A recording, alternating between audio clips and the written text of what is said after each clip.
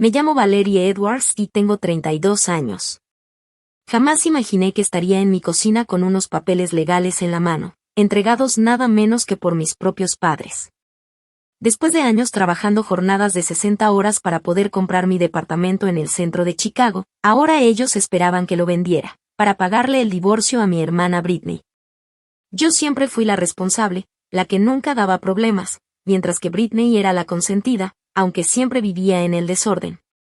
Antes de contarte cómo me enfrenté a mi familia después de tantos años de ser su tapete, dime desde dónde me estás viendo y suscríbete si alguna vez has tenido que pelear por lo que es tuyo. Crecí en los suburbios de Illinois, y mis recuerdos de la infancia siempre fueron de ser la hermana olvidada. Desde que nació Britney, cuando yo tenía 3 años, mis papás cambiaron toda su atención hacia ella. Las fotos familiares lo muestran muy claro, Britney al frente, mis papás orgullosos a su lado, y yo en la esquina, a veces hasta medio cortada de la foto. No es que fueran crueles, pero siempre dejaron claro quién era la favorita. Valerie, tú tienes que dar el buen ejemplo, esa fue la frase de toda mi niñez. Cuando Britney me rompió mi proyecto de ciencias un día antes de entregarlo, yo tuve que entender que era curiosa. Cuando agarraba mi ropa sin permiso y me la regresaba manchada, me decían que debía ser más generosa con mis cosas. El patrón se formó desde temprano, Britney hacía lo que quería y yo tenía que aguantar. En mi graduación de preparatoria, mientras los papás de mis amigas les hacían fiestas grandes y hasta les regalaban carros o viajes, a mí mis padres me dieron una tarjeta con $20. Estamos ahorrando para la competencia de baile de Britney, me dijeron. Ellos ya le habían hecho un fondo para la universidad a ella, y a mí me dejaron claro que yo debía buscar mi propio camino porque era independiente. La universidad fue un martirio desde el primer día. Entré a la State University, no era mi sueño, pero era la que me ofrecía más becas. Aún así, trabajaba en 3 empleos, en la cafetería en las mañanas, de mesera en las tardes y los fines de semana haciendo captura de datos. Había días que apenas dormía 4 horas. Mi roomie Jessica me encontraba dormida sobre los libros y un día me preguntó, ¿tus papás no te ayudan en nada? Yo, con mi frase ensayada, le contesté, ellos creen en la autosuficiencia. Pero hasta a mí me sonaba hueco. Mientras tanto, Britney estudiaba en una universidad privada carísima, con plan de comidas, vivienda y hasta mesada mensual. En las vacaciones, ella llegaba contando historias de fiestas de hermandades y viajes en Spring Break, y yo solo me quedaba callada, demasiado cansada como para aportar algo. Después de graduarme, conseguí un puesto básico en una firma financiera en Chicago. El sueldo era modesto, pero yo tenía un plan. Vivía en un estudio diminuto con muebles usados, llevaba mi comida de casa y revisaba cada centavo que gastaba. Mis compañeros pensaban que era antisocial porque nunca iba a happy hours o cenas del equipo. Pero yo tenía un objetivo, ser dueña de mi propio hogar. Durante 5 años ahorré con disciplina. Sin vacaciones, sin ropa nueva a menos que fuera indispensable, sin gastar en nada innecesario. A los 28, logré juntar para el enganche de un departamento de una recámara en un barrio decente de Chicago. El día que firmé esos papeles fue la primera vez que me sentí realmente orgullosa de mí. Nadie me ayudó. Ese logro era solo mío. El depa necesitaba mucho trabajo, la cocina estaba vieja, la alfombra gastada y el baño parecía de los 80s. Pero poco a poco lo fui transformando.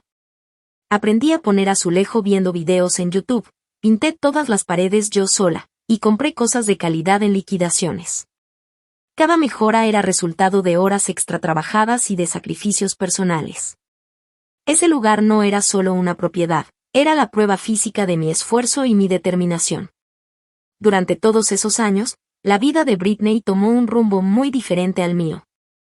Después de la universidad, iba de un trabajo a otro, nunca duraba más de 6 meses.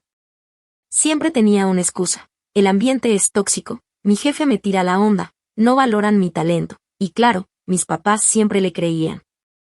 Le abrían la cartera o hasta le ofrecían el cuarto de visitas cuando lo necesitaba. Cuando a los 26 conoció a Kevin Thompson, parecía que por fin había encontrado estabilidad.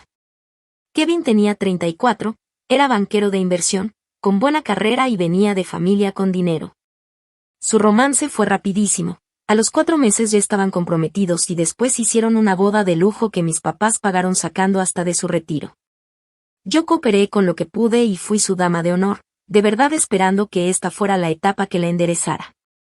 Está forrado en lana, me susurró Britney durante la recepción, con la copa de champaña casi derramándose. Ya la hice de por vida. Su tono me incomodó, pero preferí ignorarlo. Después de casada, las reuniones familiares se volvieron más llevaderas. Como Britney ya estaba arreglada, mis papás de vez en cuando mostraban interés en mi vida y mi carrera. Yo ponía límites, visitas cortas, llamadas breves, nada de meterme demasiado. No era perfecto, pero funcionaba. Hasta que recibí la llamada que lo cambió todo. Era un martes en la noche, recién había llegado del trabajo. Valerie, soy mamá. Britney tiene problemas en su matrimonio. El sábado vamos a cenar en familia para hablar de eso. Tienes que venir. No había opción de decir que no. Yo no lo sabía, pero esa cena sería el inicio de una cadena de eventos que me obligaría a replantear mi relación con todos.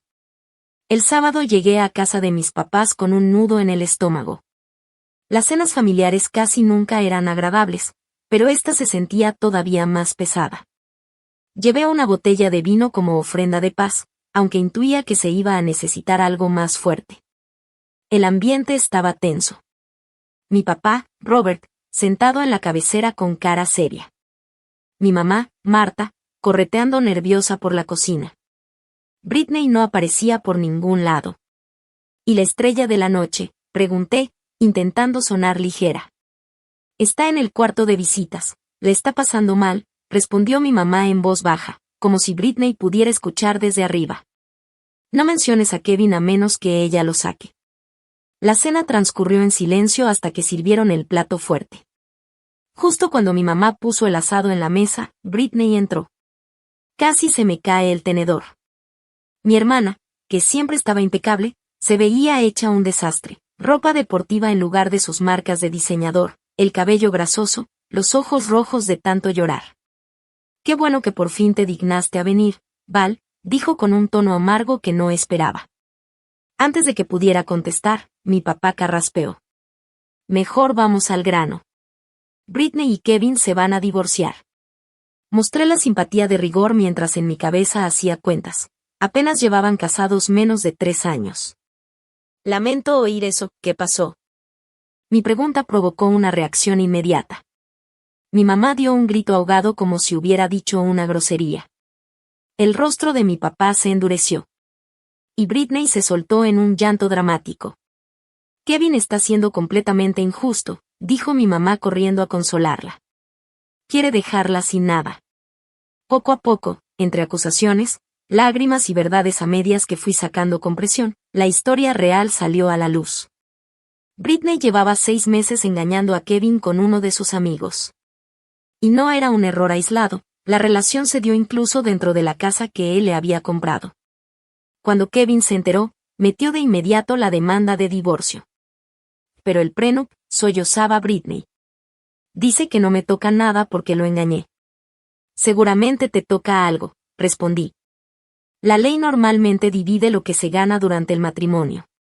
Ese es el problema, intervino mi papá. Los abogados de Kevin son buenos. El acuerdo prenupcial es a prueba de todo.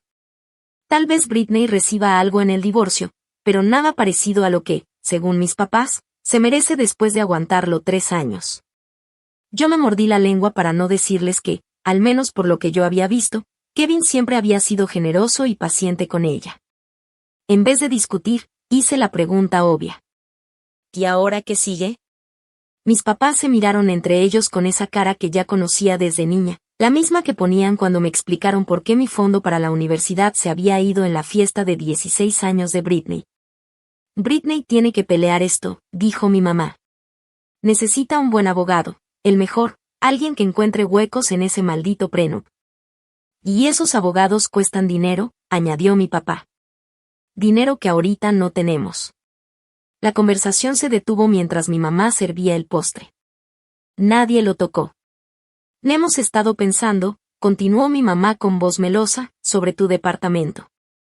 ¿Mi departamento? Repetí, de verdad confundida. Desde que lo compraste se ha valorizado, ¿no? Preguntó mi papá. Con todas esas renovaciones y lo mucho que ha mejorado el vecindario. Un frío me recorrió el cuerpo. Ya entendía a dónde iba todo esto. Pensamos, dijo mi mamá inclinándose hacia mí, que podrías venderlo. Usar ese dinero para ayudar a Britney con los gastos legales. Tú siempre puedes rentar otro lugar mientras tanto. El silencio que siguió fue ensordecedor. Hablaban en serio. Querían que vendiera mi hogar, el fruto de casi 10 años de trabajo y sacrificio, para financiar el divorcio de mi hermana después de que ella engañó a su esposo. Eso no va a pasar, dije al fin, con voz firme a pesar de la rabia que me hervía dentro. Valerie, empezó mi papá en tono de sermón, la familia ayuda a la familia. Cuando uno está en problemas, todos cooperamos. ¿Y cuándo ustedes han cooperado conmigo? Las palabras me salieron sin pensarlo. Mi mamá puso cara de ofendida. Te criamos, te dimos techo, comida en la mesa. Lo básico que cualquier papá está obligado a dar, rebatí. Yo trabajé durante toda la universidad mientras ustedes le pagaban a Britney la suya completita. Yo ahorré por años, viviendo en un lugar con goteras y sin aire acondicionado, para comprar ese departamento. Cada mejora salió de mi sudor y mis sacrificios. ¿Es solo un departamento?, interrumpió Britney de repente. Siempre puedes comprarte otro después. Aquí estamos hablando de mi vida. Y ese departamento es mi vida, le respondí. Representa todo lo que he trabajado. No lo voy a vender. La cara de mi papá se puso roja. No estamos pidiendo caridad. Piénsalo como un préstamo. Casi me río en su cara. ¿Un préstamo? ¿Cuándo ha pagado Britney algo de lo que debe? ¿Se acuerdan cuando le prestaron $4,000 para la renta después de la universidad? ¿O del coche que firmaron a su nombre y que terminó embargado? Eso no es justo, protestó mi mamá. Lo que no es justo es que quieran que yo destruya mi vida solo porque Britney engañó a su esposo y ahora enfrenta las consecuencias. Les propuse alternativas, que pidieran un préstamo usando la casa, que Britney se consiguiera un trabajo y pagara a su abogado en mensualidades, o que aceptara un acuerdo más chico y siguiera adelante. Cada sugerencia fue rechazada. Ya tenemos la casa hipotecada hasta el tope por la boda, admitió mi papá. Ningún abogado serio acepta pagos a plazos en un caso así, insistió mi mamá. Y Britney, con lágrimas en los ojos, remató. Yo merezco la mitad de todo lo que tiene Kevin. Britney lo dijo como si fuera lo más obvio del mundo. La plática siguió otra hora más, cada vez más acalorada. Mis papás pasaron de querer hacerme sentir culpable, a apelar a la lealtad familiar, hasta llegar a manipularme abiertamente. Después de todo lo que hemos hecho por ti, lloraba mi mamá. Si tuvieras tantita decencia, remató mi papá. Y siempre supe que estaba celosa de mí, escupió Britney. Al final me paré de la mesa. Ya me voy. Y mi respuesta es no. No voy a vender mi departamento. Con gusto ayudo a Britney a arreglar su currículum o la llevo a entrevistas, pero no voy a destruir mi seguridad financiera por esto. Cuando ya iba saliendo, escuché a mi papá detrás de mí. Esto no se acaba aquí, Valerie. De una u otra forma, harás lo correcto por tu hermana. El tono me heló la sangre, pero no volteé. Me subí al carro y manejé a casa convenciéndome de que con el tiempo iban a entrar en razón, que ese absurdo se les olvidaría. Me equivoqué. Muy feo. Las siguientes semanas fueron un infierno. Primero, llamadas a todas horas de mis papás y de Britney. Cuando dejé de contestar, empezaron los mensajes, desde cómo puedes dormir tranquila sabiendo que tu hermana sufre, hasta amenazas directas. Te vas a arrepentir de darle la espalda a tu familia. Los bloqueé pensando que así tendría paz. Pero no. La campaña creció. Tías, tíos y primos con los que casi no hablaba empezaron a buscarme, todos con el mismo discurso: tienes que apoyar a Britney, es tu deber. Era obvio que mis papás estaban contando su versión a toda la familia. Tu mamá está destrozada, me dijo mi tía Patricia, la misma que no me había hablado en 3 años, ni siquiera en mi cumpleaños 30. ¿Cómo puedes ser tan egoísta? ¿Egoísta por no querer vender mi casa para pagarle el divorcio a Britney después de que engañó a su esposo? Pregunté. Y ese no es el punto, contestó, confirmando que mis papás ocultaban los detalles importantes. La cosa se puso peor cuando recibí una alerta de mi banco. Alguien intentó entrar a mis cuentas usando una contraseña vieja. Al investigar, me confirmaron que la dirección IP coincidía con la casa de mis papás. Sentí como si me hubieran golpeado en el estómago. Habían intentado meterse a mis finanzas sin permiso.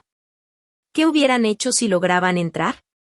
Mover dinero, revisar mis ahorros para calcular cuánto podían exprimir. Me sentí vulnerable y traicionada.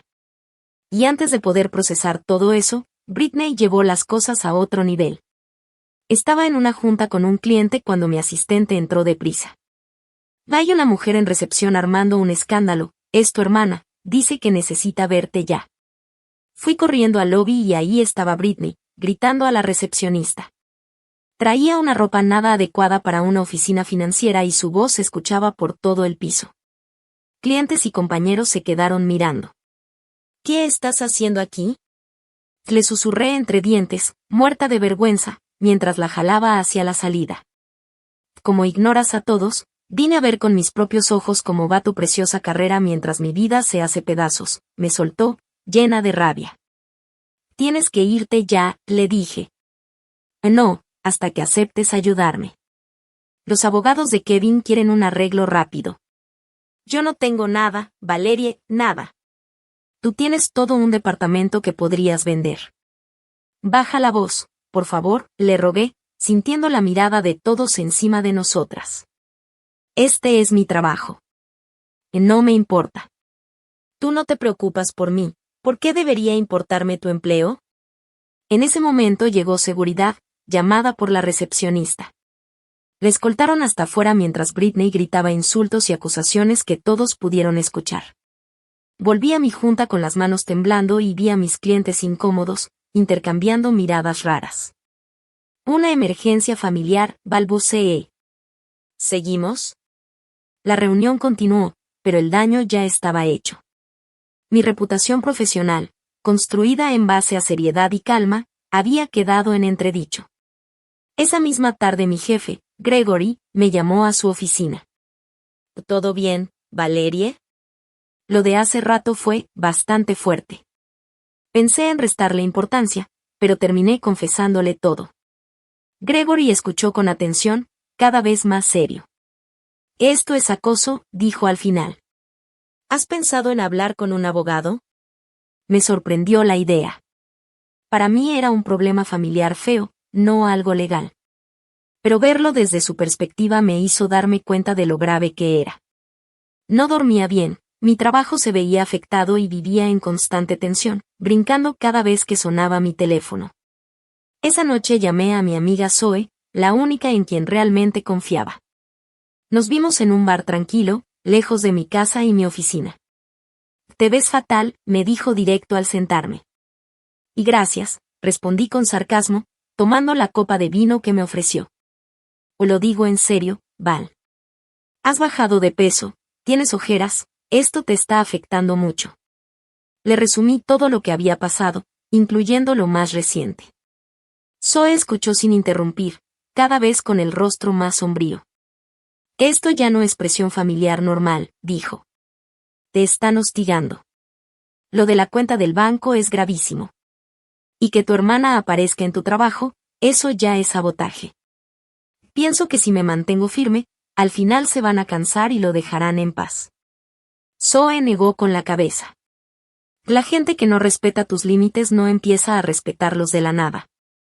Tu familia nunca respetó tu autonomía. ¿Por qué empezarían ahora?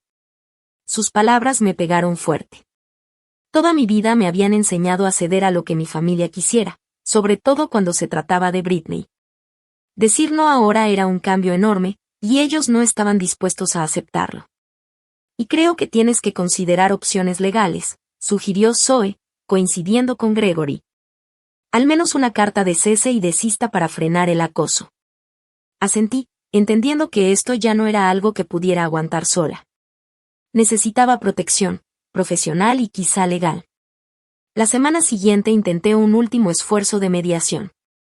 Invité a mis papás a un café en el centro, un lugar neutral, esperando que en público se comportaran de manera civilizada. Llegaron serios, aunque tranquilos. Quiero aclarar las cosas, empecé. Entiendo que estén preocupados por Britney, pero la manera en que me han estado presionando es inaceptable. No tendríamos que presionarte si hicieras lo correcto, respondió mi papá. Vender mi casa no es lo correcto, no para mí. Y siempre se trata de ti, murmuró mi mamá. Y sí, cuando se trata de mi propiedad y de mi seguridad económica, sí es sobre mí, insistí. Estoy dispuesta a ayudar a Britney de otras formas. Puedo ayudarla a buscar trabajo, darle apoyo emocional, incluso dejar que se quede conmigo un tiempo si es necesario. Pero no voy a vender mi departamento. Mis papás se miraron entre ellos, con una expresión que no pude descifrar. Esperábamos que fueras razonable, dijo al fin mi papá. Pero no nos dejas otra opción. ¿Qué significa eso? Pregunté, sintiendo un nudo en el estómago. Ya verás, contestó mi mamá, con un tono sombrío. 3 días después entendí a qué se referían. Al llegar de trabajar, me encontré con un mensajero en la puerta con papeles legales. Mis propios padres me estaban demandando. Decían que yo había aceptado dar apoyo económico para el divorcio de Britney, específicamente vendiendo mi departamento y entregando el dinero. Aseguraban tener testigos de ese supuesto acuerdo y querían hacerlo cumplir en los tribunales. Me quedé en la cocina, temblando con los papeles en la mano, sin poder creerlo. Mis padres me estaban demandando por una promesa que jamás hice. Y lo peor fue cuando leí más a fondo. Como pruebas habían incluido fragmentos de mis diarios de infancia, libretas privadas que yo había dejado en mi cuarto en su casa. Donde alguna vez escribí que siempre quería cuidar de mi familia. Esos escritos, que creí seguros, ahora estaban siendo usados en mi contra. La traición fue total. No solo invadieron mi privacidad financiera y pusieron en riesgo mi carrera, también usaron mis pensamientos más íntimos como armas. Algo dentro de mí se rompió en ese momento. La hija que siempre buscó su aprobación, que soportó años de favoritismo y descuido, que todavía tenía la esperanza de una relación sana con ellos, dejó de existir. En su lugar apareció alguien nuevo, lista para pelear. La demanda fue la gota que derramó el vaso. Leí los documentos 3 veces, todavía incapaz de asimilar todo. Me dejé caer en el piso de mi cocina y, por primera vez desde niña, me permití llorar de verdad. No esas lágrimas controladas de siempre, sino sollozos profundos que me dejaron sin aire. Era el dolor de toda una vida de ser la segunda, de nunca ser suficiente, de siempre tener que sacrificarme mientras Britney recibía todo. Al final me quedé vacía, pero con la mente más clara. El celular no dejaba de sonar, mensajes de familiares que ya estaban enterados de la demanda. No contesté ninguno, salvo uno de Gregory, mi jefe. Me enteré. Tómate el día libre. Hay alguien con quien quiero que hables. Al día siguiente desayuné con Gregory en una cafetería tranquila cerca de la oficina. Me vio la cara, pidió café para los dos sin decir nada y luego deslizó una tarjeta hacia mí. Elena Vázquez. La mejor abogada que conozco en derecho familiar y civil. No se deja de nadie. Me quedé viendo la tarjeta. No puedo pagar a una abogada de ese nivel, susurré. Ah, no, si quiero conservar mi departamento, que es justo el punto de todo esto, le dije a Gregory. Él negó con la cabeza. Que ella me debe un favor, uno grande. La primera consulta corre por mi cuenta, y después se arreglará contigo. ¿Y por qué harías eso? Pregunté de verdad confundida. Siempre había creído que la gente no ayuda sin esperar algo a cambio. Porque lo que te están haciendo está mal, respondió con calma. Y porque eres de mis mejores analistas, no quiero perderte por este lío. Su manera tan directa y amable casi me hizo llorar otra vez. Tomé la tarjeta murmurando un gracias. La oficina de Elena me impresionó, puro vidrio y metal en un edificio alto con vista al río. Pero ella imponía todavía más. Traje impecable, mirada seria y una actitud tan firme que hasta me senté más derecha. Cuando le conté todo, me resumió así. Tus papás te están demandando para obligarte a vender tu propiedad, usando como prueba unos diarios de tu infancia donde escribiste que siempre ibas a apoyar a tu familia. Exacto. Ella soltó una risa corta, incrédula. Eso es tan sólido legalmente como un castillo de arena en la marea alta. No tienen caso, ni siquiera poquito. Esto lo tiran en la primera audiencia. Pero levantó un dedo. Eso no significa que podamos confiarnos. El hecho de que hayan llegado hasta aquí quiere decir que están desesperados o recibiendo pésimos consejos, quizá las dos cosas. Y la gente desesperada puede ser impredecible. Me hizo muchas preguntas sobre mi departamento, mi independencia económica y el acoso reciente. Tomaba notas, fruncía el ceño. De pronto me preguntó: ¿has revisado tu historial crediticio últimamente? No. ¿Por qué? Precaución. Si ya entraron a tus cuentas, podrían intentar por otros lados. Esa tarde lo revisé y descubrí algo horrible. Había préstamos estudiantiles a mi nombre desde mis años de universidad que yo jamás pedí. Resulta que había estado pagando intereses sin darme cuenta, bajo cargos que parecían mis préstamos reales. Investigando más, supe que mis padres habían sacado esos préstamos usando mi seguro social y firmas falsas. Ese dinero nunca se usó en mi educación. Por las fechas, parecía que lo habían gastado en cosas de la familia, y probablemente en la vida de Britney. Cuando llamé a Elena, no dudó ni un segundo. Eso es fraude. Fraude criminal. Hay que documentar todo. Y todavía había más golpes. Revisando mis viejos registros financieros, encontré correos que mis papás habían enviado a familiares, sin querer copiados a una cuenta compartida que casi nunca usaba.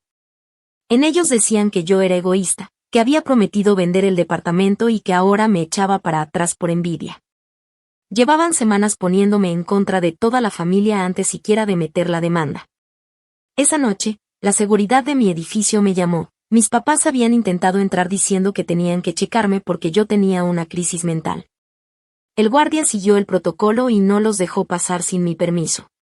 Al revisar mis cámaras de seguridad, vi que se quedaron rondando afuera de mi edificio casi una hora antes de irse. Al día siguiente volvieron con una llave que ni sabía que tenían, pero se toparon con que yo había cambiado las cerraduras meses atrás en la remodelación. En el video se veía clarísimo cómo intentaban entrar, y luego mi papá escribiendo notas o tomando fotos de lo que alcanzaba a ver por las ventanas. Con horror le mostré las imágenes a Elena. Están tratando de inventariar mis cosas, murmuré. O de demostrar que no vives aquí para reforzar su caso, dijo ella, muy seria. De cualquier forma, es allanamiento.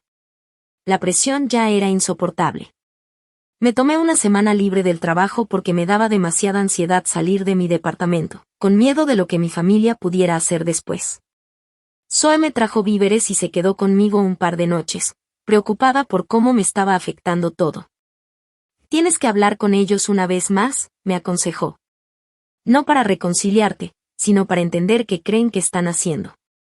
Elena ya tiene material suficiente para empezar tu defensa, pero saber cuál es su plan final puede ayudar. A regañadientes acepté.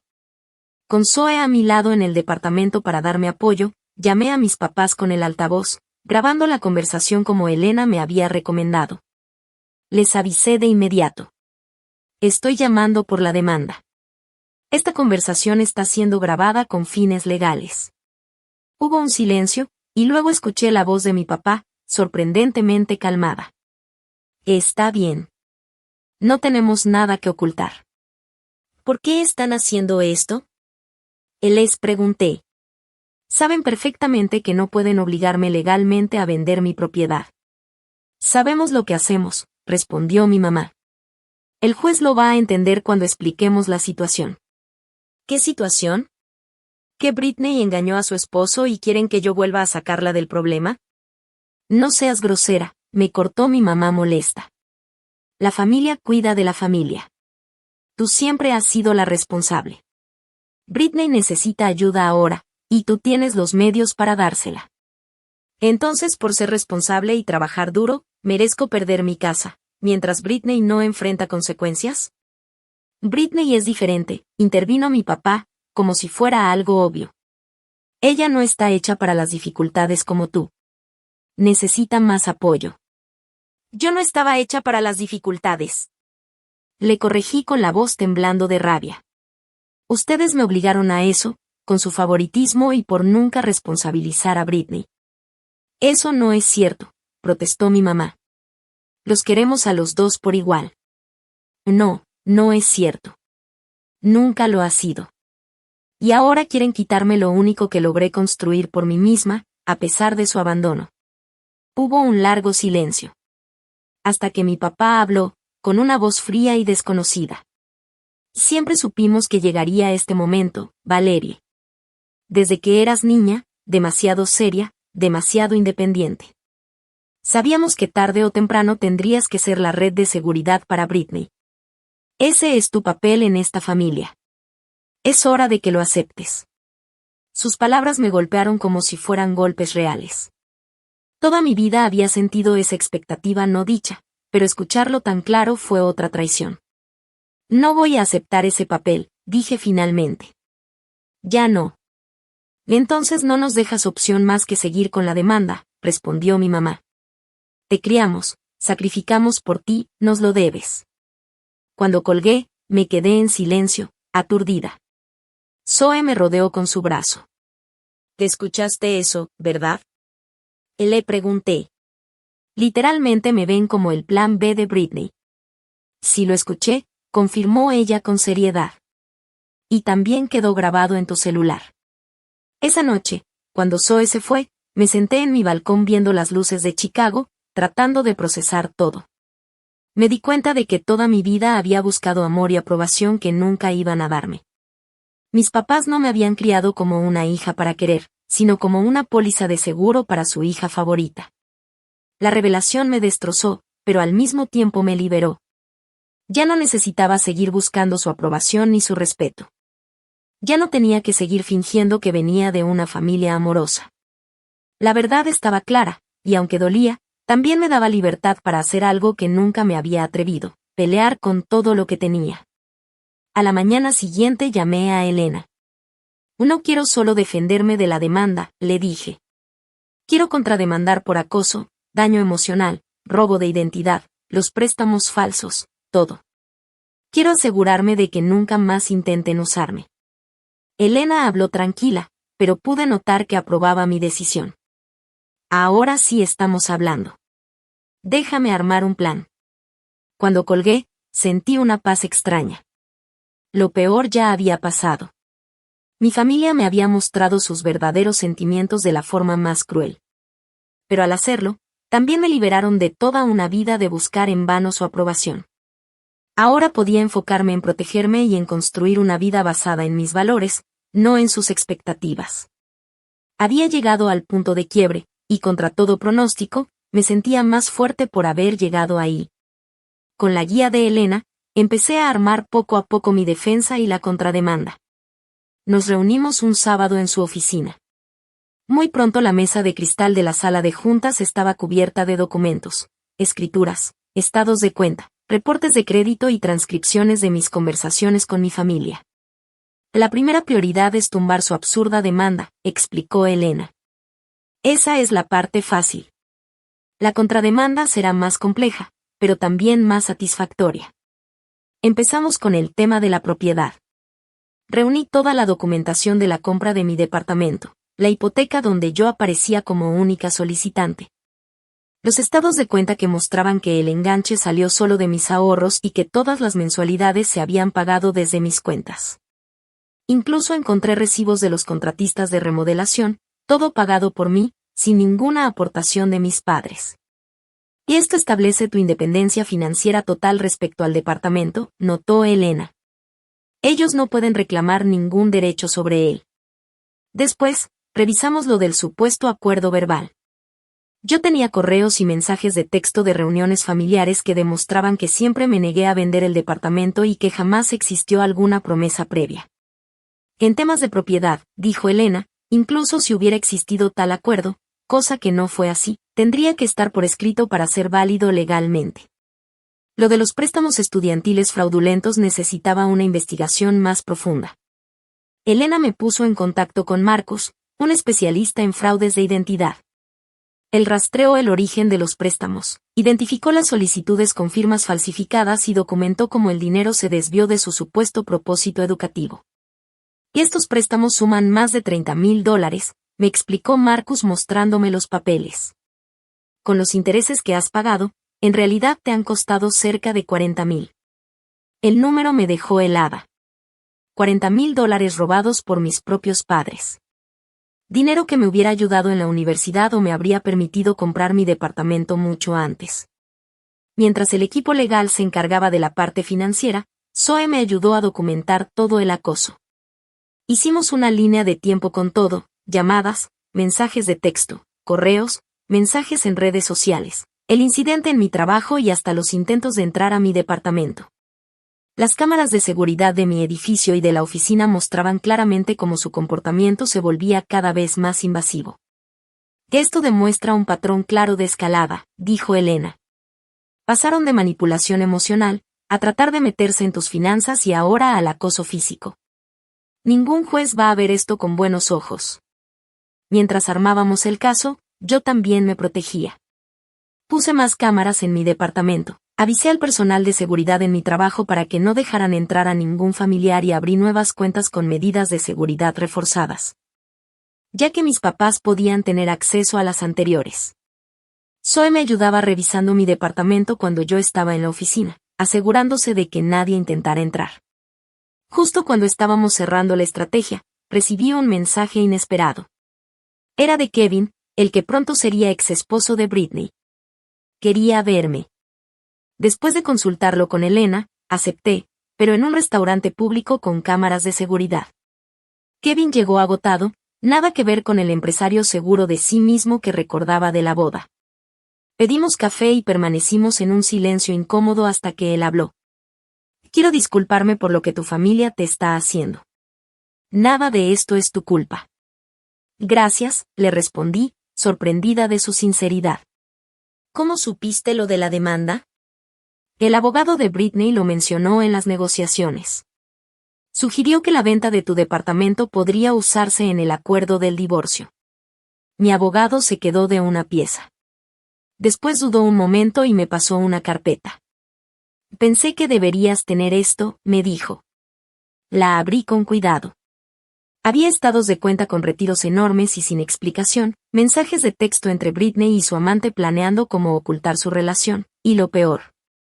Mensajes entre Britney y mis padres hablando sobre cómo presionarme para que yo aportara dinero a su divorcio. ¿Por qué me das esto?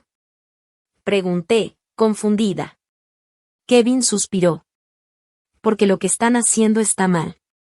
Yo amé a Britney a pesar de todo, pero no puedo quedarme callado mientras tu familia intenta destruirte económicamente para ayudarla. Especialmente cuando, se detuvo un momento. ¿Cuándo qué? Pues lo apuré. Cuando los problemas financieros en nuestro matrimonio iban mucho más allá de la infidelidad. Britney tiene un problema serio con el juego.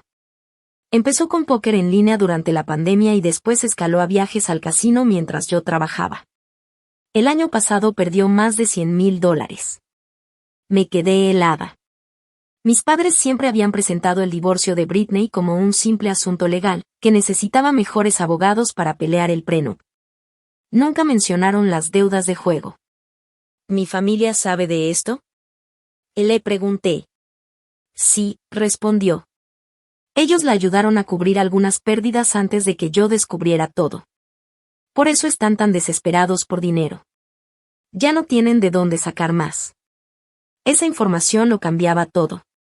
No era solo que quisieran ayudar a Britney con su divorcio, estaban intentando usarme para tapar un hoyo financiero enorme creado por sus apuestas. Con esos documentos, regresé con Elena. Ella los revisó con calma, pero vi cómo su expresión se volvía cada vez más satisfecha. Que esto es oro puro, me dijo. Demuestra un patrón de irresponsabilidad financiera y hasta de colusión que contradice directamente lo que presentaron en la corte. Kevin tendrá que estar listo para dar testimonio bajo juramento si es necesario. Con todo listo, Elena presentó nuestra respuesta a la demanda de mis papás junto con una contrademanda. En ella acusamos acoso, daño emocional intencional, robo de identidad por los préstamos estudiantiles falsos, invasión de privacidad por usar mis diarios y allanamiento por los incidentes en mi departamento. Pedimos una compensación por los intereses de esos préstamos falsos, por el daño emocional, y también una orden legal que prohibiera a mi familia acercarse a mí en casa o en el trabajo. ¿Y ahora qué pasa? Le pregunté después de firmar todo. Ahora hay que esperar su respuesta, me explicó Elena. Pero con la evidencia que tenemos, lo más seguro es que se den cuenta rápido de que no tienen cómo ganar. Si su abogado sabe lo que hace, les va a recomendar retirar la demanda y buscar un arreglo. La espera fue difícil. Me refugié en el trabajo, agradecida de que Gregory siguiera apoyándome.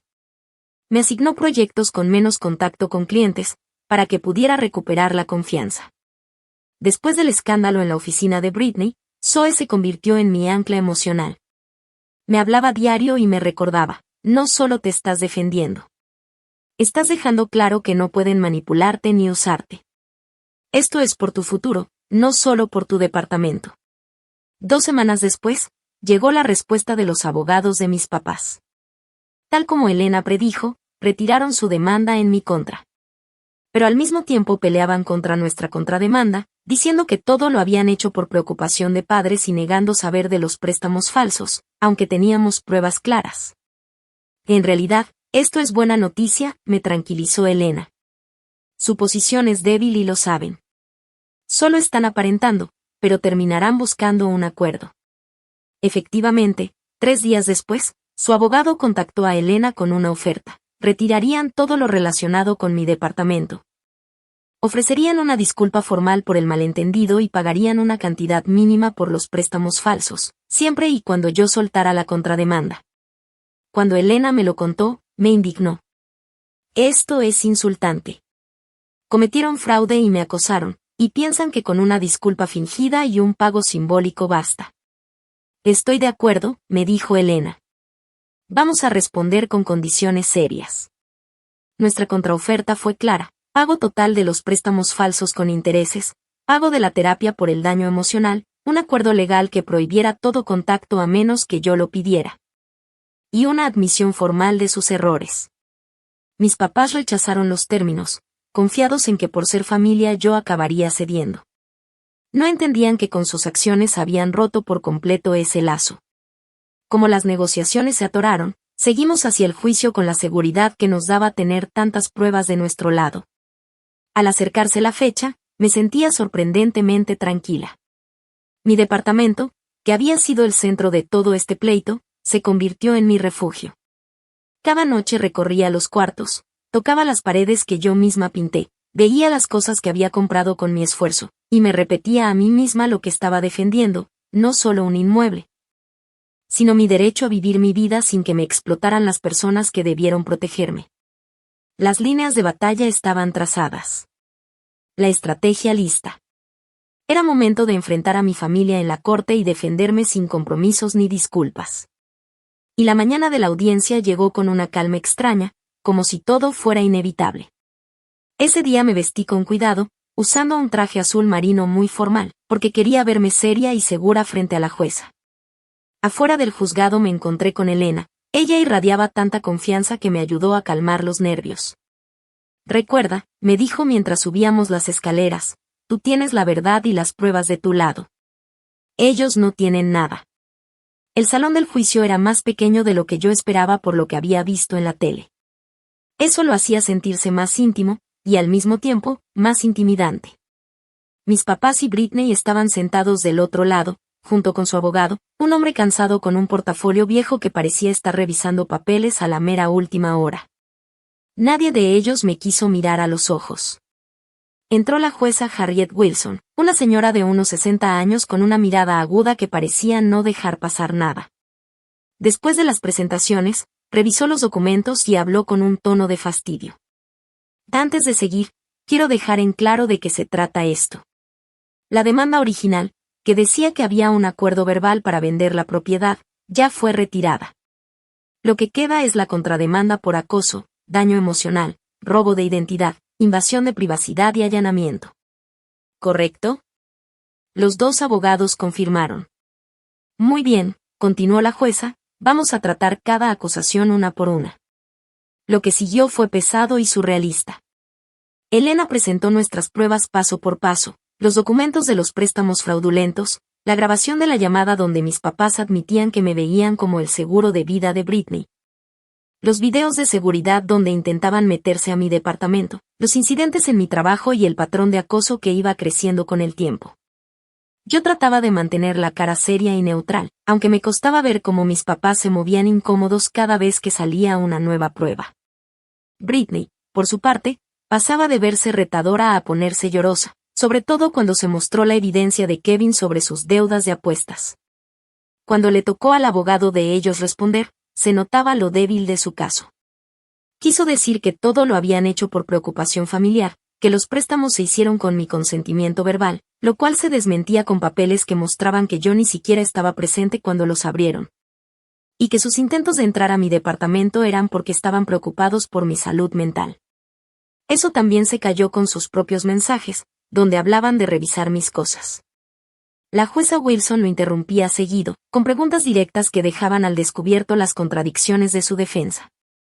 ¿Te está sugiriendo, preguntó en un momento, que sacar préstamos a nombre de otra persona, sin su conocimiento ni permiso, es una expresión de amor parental? El abogado apenas balbuceó una excusa sobre dinámicas familiares distintas, lo cual solo hizo que la jueza levantara las cejas casi hasta la frente.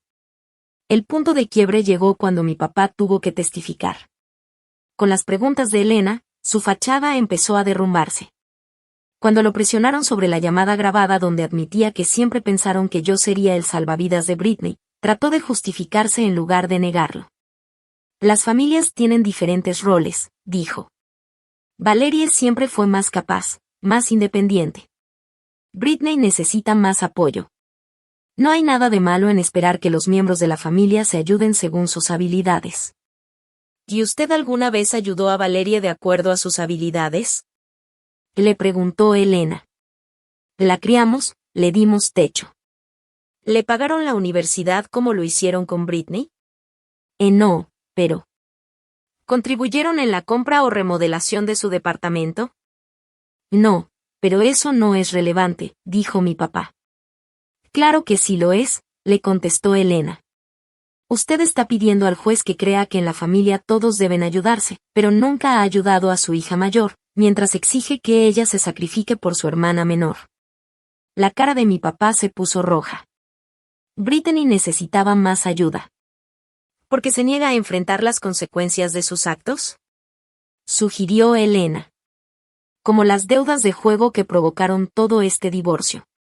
En cuanto escuchó la palabra apuestas, Britney se levantó de golpe. «De esto es tan injusto», gritó.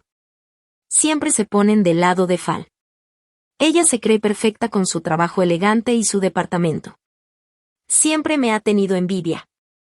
Señorita Edwards, controle a su clienta, ordenó la jueza Wilson, con voz cortante. Pero Britney no se calló. Ustedes no saben lo que es ser yo. Todos esperan demasiado de mí, y cuando cometo un error chiquito. Gastarte $100,000 en apuestas y tener una aventura no son errores chiquitos, dije en voz baja. Era la primera vez que hablaba. Cállate. Me gritó Britney. Tú no tienes idea de la presión que yo siento. Mamá y papá siempre esperaron que yo fuera especial, extraordinaria. Tú podías ser aburrida y responsable, pero yo tenía que brillar. Su confesión dejó la sala en silencio. Mis papás estaban avergonzados, su abogado derrotado. La jueza pidió un receso breve. Elena me apretó el brazo y me susurró. Ese arranque de Britney acaba de ganarte el caso. Cuando regresamos, la jueza Wilson dio su fallo rápido y claro. Desestimó todas las objeciones contra mi contrademanda y me dio la razón en todo. Ordenó a mis papás pagar los préstamos fraudulentos con intereses, cubrir mis gastos legales y darme una compensación por daño emocional. También emitió una orden de restricción para que ninguno de ellos pudiera acercarse a mí en mi casa ni en mi trabajo sin permiso escrito. Además, dijo, voy a remitir el caso de los préstamos estudiantiles a la Fiscalía para posibles cargos criminales, porque robo de identidad y fraudes son delitos graves.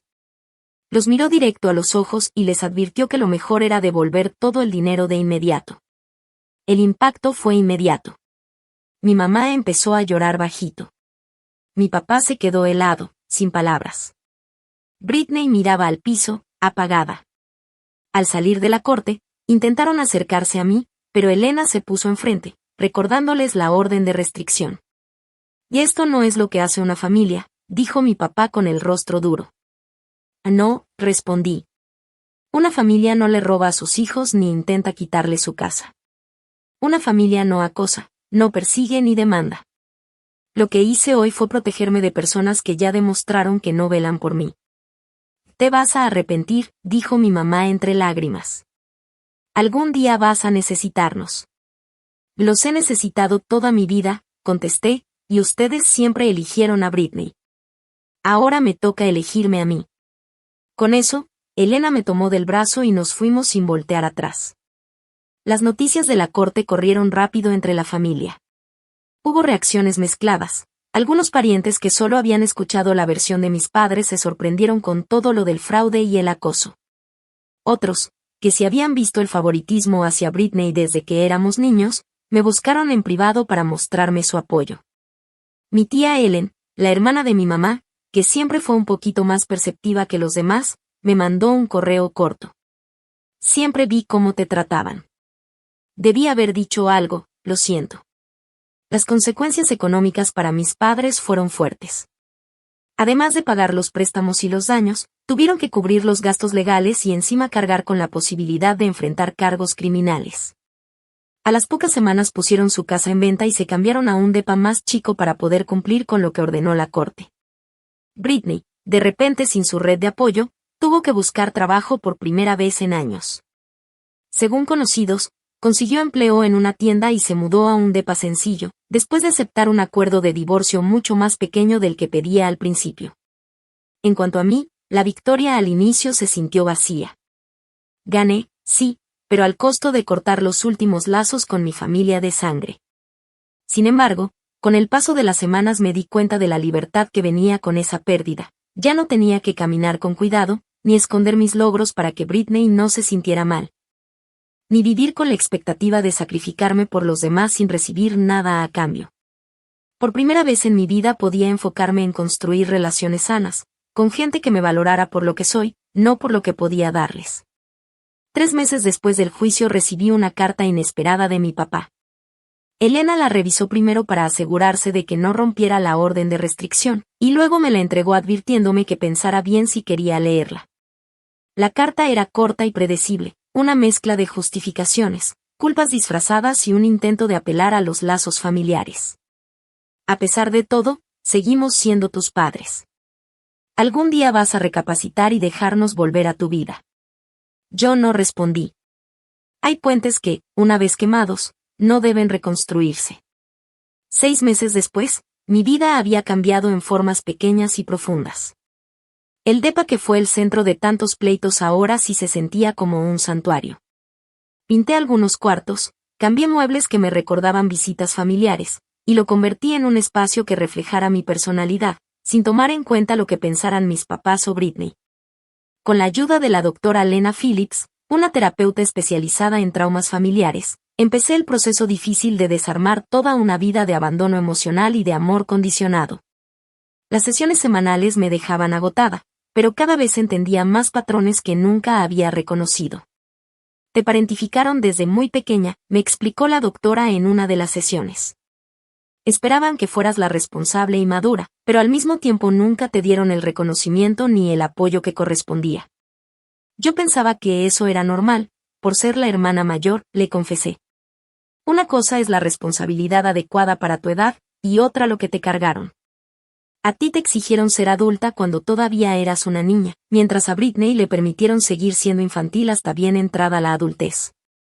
Esos descubrimientos me ayudaron a entender por qué el departamento se volvió tan importante. No era solo un tema de dinero, era una declaración simbólica de mi derecho a priorizar mis propias necesidades después de toda una vida sacrificándome por otros. Mientras trabajaba en esas revelaciones, también empecé a construir lo que la doctora Phillips llamaba mi familia elegida. Cuando pienso en todo lo que pasó, me doy cuenta de algo importante. El verdadero cambio nunca empieza afuera, siempre empieza adentro. Yo tuve que pasar por un pleito legal con mis propios padres, tuve que sentir la traición en carne propia. Tuve que llorar noches enteras preguntándome por qué mi familia me trata así, para poder darme cuenta de que no era mi culpa. Por años me hicieron creer que yo era egoísta si pensaba en mí. Que siempre debía dar, ceder, sacrificarme. Y yo lo hice, hasta que un día me quedé vacía. Ese día entendí que si yo no me cuidaba, nadie más lo iba a hacer. Poner un límite fue lo más doloroso que he hecho. Pero también lo más liberador. Y déjame decirte algo, los límites no son muros para rechazar. Son puertas para proteger tu paz. Yo sé que muchas personas que me escuchan ahora están en la misma situación. Tal vez con papás que no entienden. Tal vez con hermanos que se aprovechan. Tal vez con una familia que solo te busca cuando necesitan algo. Y sé lo difícil que es decir, ya basta. Pero quiero que te imagines algo conmigo. Imagina que estás cargando una mochila llena de piedras. Cada vez que alguien te pide algo injusto y tú dices que sí. Es como si pusieras otra piedra en esa mochila. Al principio aguantas, pero con el tiempo ya no puedes caminar. Eso fue lo que me pasó a mí. Y el día que dije no, fue como quitarme por fin ese peso. Respiré. Sentí libertad. Claro, hubo consecuencias. Mis papás se enojaron, me demandaron, me señalaron. Pero ¿sabes qué? Ese pleito fue la mejor escuela. Porque en esa batalla entendí que la paz no te la regala nadie. La paz se construye, ladrillo por ladrillo, límite por límite. Mi departamento se convirtió en mi refugio. Un lugar donde cada rincón me recuerda que tuve el valor de defenderme. Ya no es solo un techo, es mi declaración de independencia. Es la prueba de que yo también merezco un lugar seguro. Y sí, extraño tener una familia unida, claro que sí.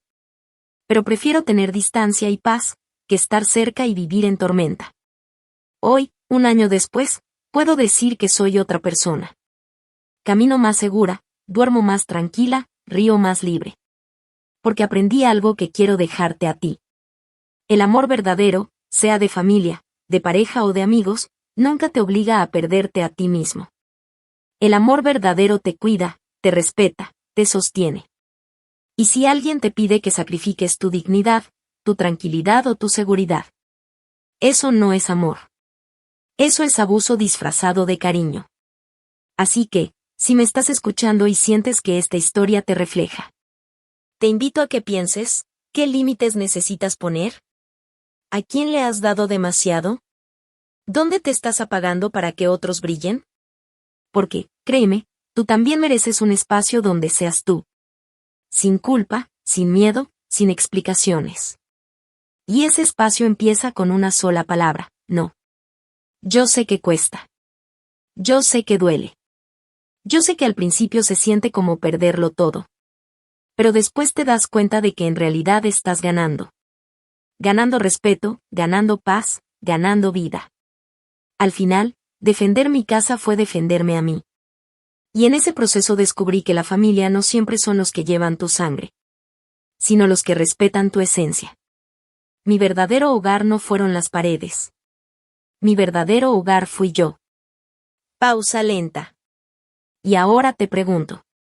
¿Tú también has tenido que poner límites a tu familia? ¿Has sentido que cargas con todos mientras nadie carga contigo? Cuéntamelo en los comentarios, porque tu historia puede ayudar a alguien más. Gracias por escucharme, gracias por estar aquí. Y recuerda siempre, poner límites no es egoísmo. Es un acto de amor propio. Y a veces, ese amor propio es el que termina salvando tu vida.